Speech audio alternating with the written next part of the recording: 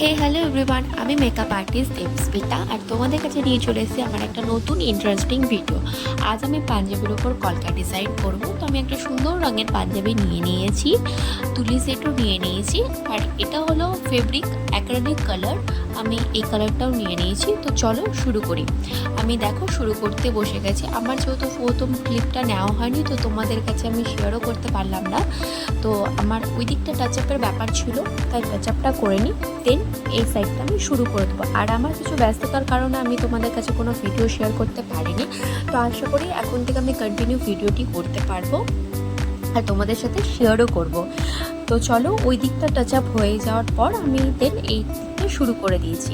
আমি গোটা কাজটা 000 তুলি দিয়ে কমপ্লিট করেছি। তো আর ওই সাইড থেকে আমার বোনু ভিডিও করছে, তোমরা কতটা কি বুঝতে পারছো আমি জানি না। তো চলো দেখে নিই, ফাইনাল লুকটা দেখে নিই।